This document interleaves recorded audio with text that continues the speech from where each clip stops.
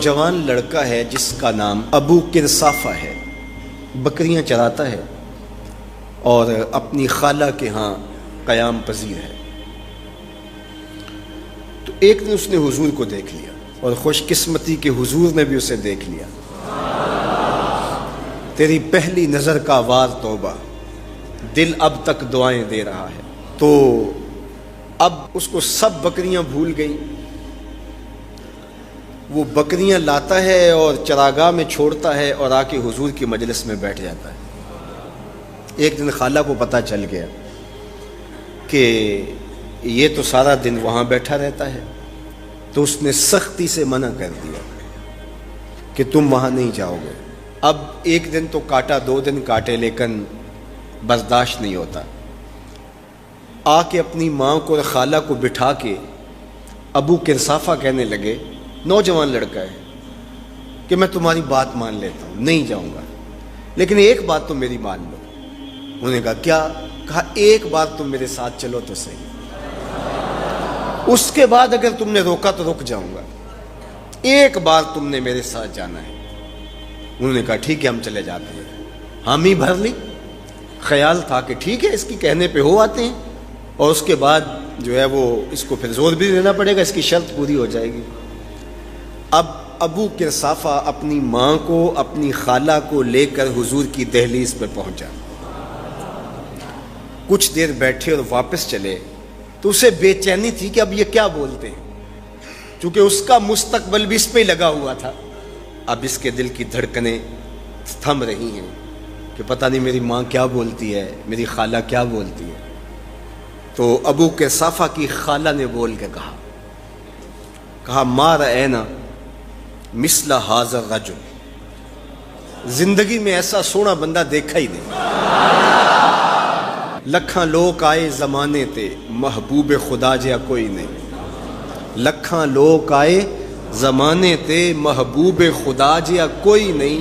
لکھاں سونے بن بن بیندے نے، او دی خاکے پا جیا کوئی نہیں، او دی خاکے پا جیا۔ اور اعظم چشتی مرحوم ساری زندگی حیرت میں گزار دیتے ہیں اور لکھتے ہیں کہ سمجھا نہیں ہنوز میرا عشق بے ثبات، سمجھا نہیں ہنوز میرا عشق بے ثبات، تو کائنات حسن ہے یا حسن کائنات، تو کائنات حسن ہے یا حسن کائنات۔ احسن وجہن، ابو کرصافہ کتنا سونا چہرہ تھا، کتنا سونا چہرہ تھا۔ ولا انقا ثوبا، اور جتنے سونے کپڑے تھے اتنے سونے کپڑے بھی کسی کو پہنے ہوئے نہیں دیکھا۔ اور تیسری بات فرمایا ولا الین کلاما، جتنی میٹھی باتیں کرتا تھا، شہد ٹپکتا تھا اس کے لہجے سے۔